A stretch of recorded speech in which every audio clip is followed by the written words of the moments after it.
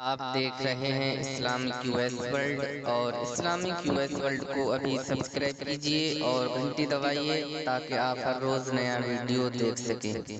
مقصد فاتحہ خوانی کرنے کا یہی ہوتا ہے کہ مرحومہ یا مرحوم کو ایصال ثواب کی جائے، جس میں اللہ کے رسول صلی اللہ تعالیٰ علیہ وسلم کی مضبوط ستائش ہوتی ہے، اور آپ کے جو زندگی کے جو سیرت کے بیانات ہیں وہ بیان کیے جاتے ہیں، اور امید یہی کرتی ہے جو قرآن یہاں پڑھا جاتا ہے، جو اشعار قرآن و حدیث کی روشنی میں پڑھے جاتے ہیں، اللہ اس کے صدقے میں دنیا سے جانے والے مہمان کی ضرور مغفرت کرے۔ اللہ رب العزت نے ہمیں دنیا میں رہنے کے لیے ہر طریقے سے اچھی چیزیں مہیا فرمائی۔ ہمارے پاس الحمدللہ ہم شکر ادا کرتے ہیں، اتنی چیزیں ہیں کہ اگر ہم دن بھر چاہیں بھی تو شکر ادا نہیں کر سکتے۔ اور رب نے قرآن میں ارشاد فرمایا ہے وَأَمَّا بِنِعْمَتِ رَبِّكَ فَحَدِّثْ، تم میری نعمتوں کا شمار نہیں کر سکتے، ہم چاہ کر بھی اس کی نعمتیں گن نہیں سکتے کہ اللہ رب العزت نے ہمیں اتنا نوازا۔ حضرت شیخ سعدی رضی اللہ تعالیٰ عنہ کا ایک واقعہ ہے، آپ کے پاس ایک جوڑ جوتے تھے۔ حضرت شیخ سعدی آپ راستے میں چل رہے تھے، چلتے چلتے جوتے پھڑ گئے، اس کے بعد میں سفر میں تھے، سفر جاری رکھا، جب چلتے رہے پیروں کے اندر تلووں میں چھالے پیدا ہوئے، اس کے بعد بھی چلتے رہے، وہ پھوٹنے کے بعد زخم بن گئے۔ حضرت شیخ سعدی رضی اللہ تعالیٰ عنہ کو تکلیف ہوئی، آپ نے رب کی بارگاہ میں دعا کے لیے ہاتھ اٹھائے اور عرض کی مولا میرے پیروں میں شدید زخم ہے، مولا مجھے اتنی چیز مہیا فرما دے تاکہ آگے کا سفر آسانی کے ساتھ طے کر سکوں۔ حضرت شیخ سعدی نے یہ دعا مانگی اور آگے بڑھے، آگے کا سفر جاری رکھا۔ حضرت شیخ سعدی رضی اللہ تعالیٰ عنہ تھوڑی آگے بڑھے تو وہاں پر ایک شخص کو دیکھتے ہیں جس کے دونوں پیر نہیں تھے۔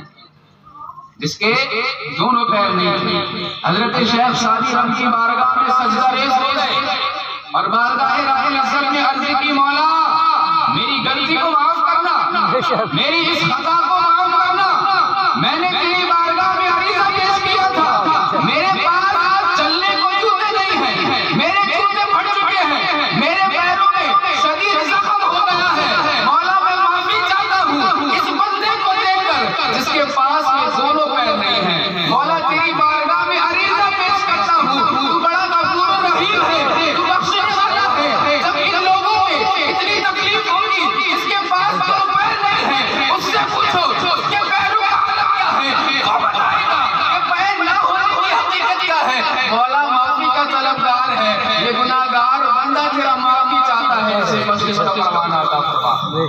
سبحان اللہ، سب نے نعمت سے عطا فرمایا، اور شکر کریں کہ ہم صحیح سلامت ہیں۔ جس کے پاس آنکھیں نہیں ہیں اس سے پوچھو آنکھوں کی قیمت کیا ہوتی ہے۔ ایک پاکستانی ناظر ہیں بڑے مشہور ہیں، وہ ایک نعت پڑھتے ہیں، سلطان شریعہ کا کلام، بڑا روتے ہیں، وہ شعر آتا ہے میرے مولا میری آنکھیں مجھے واپس کر دے تاکہ اس بار میں جی بھر کے مدینہ کی ان سے پوچھو جنہیں رب نے بغیر آنکھوں کے پیدا فرمایا، اور آنکھ ایک ایسی نعمت ہے میدان محشر میں اس کو میزان پر تولا جائے۔ جب ایک عابد بندہ عبادت کرنے والا پرہیزگار بندہ میدان محشر میں جائے گا تو رب فرشتوں کو حکم دے گا اس کی 400 سال کی عبادت کو تولو، اور میری ایک نعمت جو میں نے اس کو عطا کی ہے صرف آنکھ کو دوسرے پلے میں رکھو، اس کو تولو۔ ہماری عبادت 20-30 سال 50 سال ہوتی ہے، 400 سال گزارا ہوا ہے عبادتگار بندہ، رب فرمائے گا اس کی 400 سال کی عبادت کو تولو، اور میری جو دی ہوئی نعمت ایک آنکھ ہے اس کو دوسرے پلے میں رکھو۔ فرشتے حکم کے مطابق ویسا کریں گے، اور جب اس کو تولا جائے گا تو آنکھ بھاری پڑ جائے گی۔ 400 سال کی عبادت پر رب فرشتوں کو حکم دے گا، فرشتوں اس کے پاس کچھ نہیں ہے اسے جہنم میں ڈال دو۔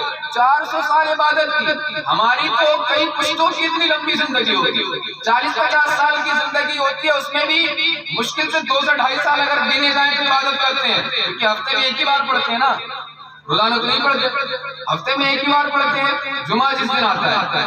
رب نے اتنی عظیم نعمت دی ہے آنکھ، اب اس کی فضیلت سنو، آنکھ مرتبہ کیا ہے؟ رب نے ہمیں آنکھیں دی کس لیے؟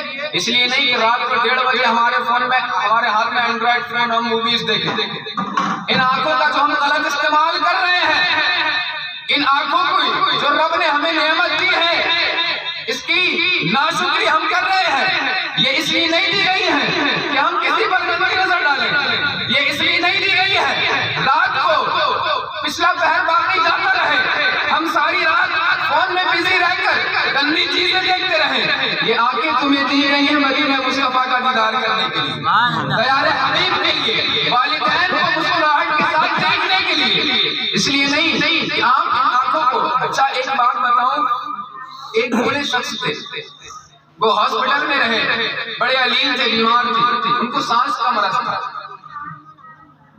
1.5 دن ان کے آکسیجن لگا رہا۔ 1.5 دن کے بعد جب ہاسپٹل سے ان کی چھٹی ہوئی، ان کی طبیعت تھوڑی نارمل ہوئی، تو ڈاکٹر کا جو بل آیا وہ 90,000 کا بل تھا۔ بوڑھے کے پاس بل آیا، بوڑھا آدمی رونے لگا، قریب 80 سال کی عمر، بوڑھا رونے لگا۔ ڈاکٹر نے کہا اے بزرگ رو مت، اگر پیسے زیادہ لگ رہے تو بتاؤ کم کر دوں گا، پر رو مت۔ اس بوڑھے آدمی نے کہا الحمدللہ، اللہ کا شکر ہے، پیسہ رب نے اتنا دیا ہے کہ میں پورا اسپتال خرید سکتا ہوں۔ تو ڈاکٹر نے کہا کہ رونے کی وجہ کیا ہے؟ کہا تیرے 1.5 دن کے آکسیجن سے میں نے سانس لگاتار لی ہے، 80 سال اس رب کی ہواؤں سے میں سانس لے رہا تھا، اس نے مجھ سے کبھی کسی چیز کا چارج نہیں لیا، رب کی آنکھوں سے دیکھ رہا تھا، رب نے چارج نہیں لیا، افسوس کس بات پر کر رہا ہوں، 80 سال کی زندگی ہو گئی ہے، اس کی ہواؤں میں سانس لیتا رہا، لیکن کبھی اسی نعمت کا شکر ادا کرنے کی توفیق نہیں، حالانکہ اس نے کوئی چارج نہیں لیا۔ مریضوں کی عیادت کرنا بھی بڑا ثواب کا کام ہے، مریضوں کے پاس بھی جانا۔ امام غزالی فرماتے ہیں کہ مریضوں کے پاس جایا کرو، ہاسپٹل کے چکر لگایا کرو، کیونکہ اس سے تمہارا دل زندہ رہتا ہے اور دنیا سے دل ہٹتا رہتا ہے۔ آج کل تو سسٹم یہ ہوتا ہے کہ جو جہاں جا رہا ہے بس وہیں جائے گا۔ ہمارے گھر کوئی دوسرا ہمیں دیکھنے آیا، آج ہم بیمار ہیں، تو اگر کل کو وہ بیمار ہوگا تبھی ہم اس کے یہاں جائیں گے، اگر وہ ہمیں دیکھنے نہیں آئے تو ہم بھی نہیں جائیں گے۔ یہ بیماری کی بات حد تک رہی، بلکہ اب تو موت کے وقت بھی ایسا ہوتا ہے، جو جنازے میں آیا وہی جائے گا اس کے جنازے میں، اور اگر کوئی ہمارے جنازے میں نہیں آیا تو ہم اس کے جنازے میں نہیں جائیں گے۔ یہ ہماری غلط رسم ہے۔ مسلمان سب سے اس معاملے میں سب سے زیادہ ظالم ہو چکا ہے کہ ایک دوسرے کو اس نظر سے دیکھنا ہے کہ جو ہمارے ساتھ کیا جائے گا ہم تبھی اسی کے ساتھ کریں گے۔ تو ایک بات یاد رکھنا، اگر کوئی آپ کے ساتھ غلط کر رہا ہے تو کردار مصطفیٰ صلی اللہ علیہ وسلم پر نظر۔ میرے مصطفیٰ کی ذات پر کفار نے پتھر مارے تھے، مکہ کی عورتوں نے کچرا ڈالا تھا، لیکن مصطفیٰ نے کبھی پلٹ کر جواب نہیں دیا۔ وجہ اگر ایسا ہی کر دیتے تو ان لوگوں میں اور مصطفیٰ میں فرق کیا رہتا؟ نور نور ہوتا ہے، شیطان شیطان ہوتا ہے۔ اگر کوئی ہمارے ساتھ غلط کر رہا ہے اور ہم اس کے ساتھ غلط کریں تو اس میں اور ہم میں کوئی فرق باقی نہیں رہتا۔ اگر کوئی ہمیں تکلیف میں دیکھنے نہیں آتا تو رب کی توفیق ہمیں ملے گی، ہم اس کے پاس جائیں، اس کی عیادت کریں، اس سے اس کی خیر خبر لیں، یہ نہیں دیکھیں کہ وہ ہمارے پاس آیا تھا یا نہیں آیا تھا۔ اور رب کی جو نعمتیں ہیں ان پر شکر آوری کریں کہ رب نے ہمیں اسلام بنایا ہے۔ اچھا کسی آدمی کو بہت بری بیماری ہے کینسر، اگر کسی کو ہو جائے تو اس کو پتہ لگے کہ مجھے کینسر ہے، جب تک وہ جیے گا چہرے پر مسکراہٹ نہیں آئے گی۔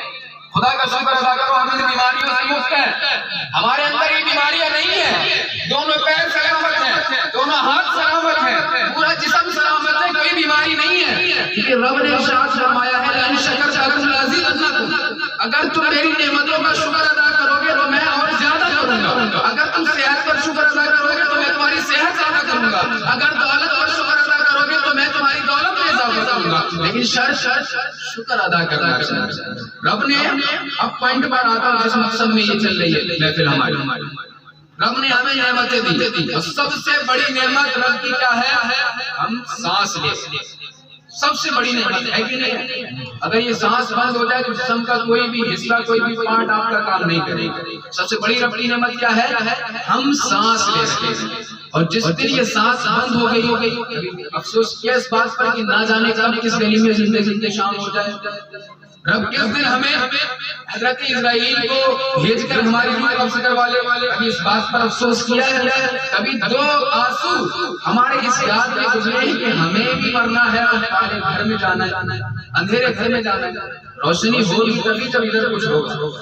جب دنیا میں رہ کر دل کو روشن کیا ہوگا قبر میں تبھی روشنی ہوگی. میں تقریر میں آپ کو بتا کے چلا جاؤں کہ فلاں کام کر لو اللہ جنت دے گا, باقی سب کچھ چھوڑ دو, وہ غلط ہے. جنت اتنی آسان چیز نہیں ہے کیا ہر چیز آسانی سے مل جائے. میرے بھائی پہلے تو دنیا میں کیا اس کا بھگتان قبر میں کرنا ہے, اور قبر کا بھگتان کوئی ایک دو دن کا نہیں ہے میرے پیارے. قیامت آج نہیں آ رہی ہے, بہت وقت ہے, صدیاں گزر جائیں گی, ہماری پشتیں چلی جائیں گی, تب تک قبر میں ہمیں بھگتان کرنا ہے جو ہم نے دنیا میں رہ کر کیا. اس لیے یہ نہ سوچا کریں کہ ہم مسلمان ہیں مومن ہیں ڈائریکٹ جنت میں جائیں گے. ڈائریکٹ جنت میں جانے کے لیے بھی کچھ ساز و سامان ہونا چاہیے. بغیر ساز و سامان کے کوئی جنت میں نہیں چلا جاتا. نہ ہی ہم اتنے نیک ہیں, نہ ہی ہم اتنے پرہیزگار ہیں کہ ہم سے سوالات نہیں ہوں گے. ہم سے جو ہم دنیا میں رہ کر برائیاں کی ان کے بارے میں نہیں پوچھا جائے گا, سب پوچھا جائے گا. حضرت عمر رضی اللہ تعالیٰ عنہ کو رب کا اتنا خوف تھا کہ جب بھی قیامت کا ذکر آتا تھا تو آنکھیں اشکبار ہو جاتی تھی, اور اتنا روتے تھے کہ آپ کی داڑھی کے سارے بال بھیگ جاتے تھے جب کبھی قیامت کا ذکر آپ کے سامنے آتا تھا. ہماری زندگی رب نے ہمیں عطا کی ہے کس لیے؟ تاکہ ہم اس کے ہو کر اپنی زندگی بسر کریں. یہ نہیں کہہ رہا ہوں کہ سارا دن ساری رات آپ سجدے میں رہو, یہ نہیں کہہ رہا ہوں, اس کے ہو کر گزارو. مطلب کیا؟ رب نے ہمیں حکم دیا ہے اقیموا الصلاۃ, نماز قائم کرو. سب سے پہلے جو 5 ارکان ہیں ان کو ادا کرو. نماز ہم پر فرض ہے, زکات ہم پر فرض ہے, روزہ ہم پر فرض ہے, حج کرنا ہم پر فرض ہے. یہ جو فرائض چیزیں ہیں ان کا کرنا پہلے ہمارے لیے ضروری ہے. یہ نہیں کہہ رہے کہ 5 وقت کی نماز آپ نے پڑھی اس کے بعد مسجد میں لگے رہو ساری سارا دن ساری رات سجدے کرتے رہو. نہیں, اگر ایسا کرو گے تو آنے والی نسل برباد ہو جائے گی. آپ اپنی اولاد کو کچھ دے نہیں پاؤ گے, کچھ کھلا نہیں پاؤ گے, کیونکہ رب کا فرمان خود ہے نماز پڑھو, اس کے بعد میں اپنے لیے یارو نفقہ کے لیے جو ہے بزنس کے لیے نکلو, کاروبار کے لیے نکلو. تو توفیق ہمیں یہ ہونی چاہیے, ہمیں اپنے دل میں یہ احساس ہونا چاہیے کہ ہم رب کی بارگاہ میں سجدہ ریز ہو, اور اس کے بعد میں جو بھی اپنا کاروبار ہے تب اس میں جا کر اپنا دل لگا. ہے نہیں بات سمجھ میں آ رہی ہے؟ نہیں سمجھ میں آئے تو آگے بڑھا جائے, نہیں تو اپنی جگہ. سمجھ میں آ رہی ہے؟ جی آ رہی ہے. تو حکم کیا ہے؟ 5 وقت کی نماز ادا کرنا. مؤذن ہمیں اذان دے کر مسجد کی طرف بلاتا ہے. اذان کے پورے الفاظ کا مطلب میں آپ کو بتاؤں. جب مؤذن اللہ اکبر اللہ اکبر کہتا ہے اللہ بہت بڑا ہے, کھڑے ہو کر صاحب سوال کرتا ہے ٹھیک ہے مان لیا اللہ بہت بڑا ہے, مانتے ہیں, مطلب کیا ہے؟ یہ تو اللہ نے خود بتایا ہے اللہ بہت بڑا ہے, مطلب کہنے کا کیا ہے؟ اس کے بعد میں پھر سے مؤذن کہتا ہے اشہد ان لا الہ الا اللہ.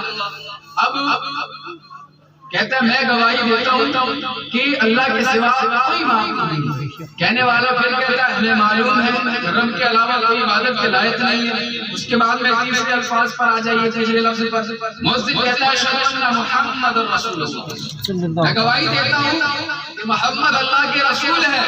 کہا ٹھیک ہے محمد اللہ کے رسول ہے, تو کہنا کیا چاہتا ہے؟ تو نے کہا اللہ بہت بڑا ہے, تو نے کہا اللہ کے سوا کوئی معبود نہیں ہے, تو کہنا کیا چاہتا ہے؟ مؤذن جب صدا دیتا ہے اتنی بڑی بارگاہ سے کھڑا ہوں اشہد ان محمد رسول اللہ, محمد اللہ کے رسول ہے. کہا ٹھیک ہے اتنی بڑی بارگاہ سے بات کر رہا ہے, تو کہنے کا مطلب کیا ہے؟ مؤذن کہتا ہے حی علی الصلاۃ, آؤ نماز کی طرف, حی علی الصلاۃ, آؤ نماز کی طرف. سائل کہتا ہے کیوں آئے؟ ملنا کیا ہے؟ ہر چیز میں لالچ ہوتا ہے نہیں. آج ہم کسی کام کو کر رہے ہیں تو ہمیں اس کا کچھ پیسہ ملے گا, ہم مزدوری کریں دہاڑی کریں گے تو ہمیں دہاڑی ملے گی تبھی نہ کام کریں گے, فری میں تو اپنے جسم کو نہیں تھکائیں گے. مؤذن کہتا ہے حی علی الصلاۃ, نماز کی طرف آؤ. سائل سوال کرے گا کیوں آئے؟ مؤذن ندا دے گا حی علی الفلاح, کامیابی کی طرف آؤ. نماز کی طرف آؤ گے گویا کہ تم کامیابی کی طرف آؤ گے، اور اگر نماز کی طرف آؤ گے تو رب تمہیں آخرت میں تو کامیاب کرے گا ہی کرے گا، دنیا میں بھی کامیاب۔ یہ اذان کا پورا مطلب۔ اب اللہ نے جو ہمیں زندگی دی ہے، بس 2-4 منٹ کی گفتگو، اس کے بعد اپنی جاتی۔ اللہ نے جو ہمیں زندگی دی ہے، اس کا شکر ہم کس طریقے سے ادا کریں؟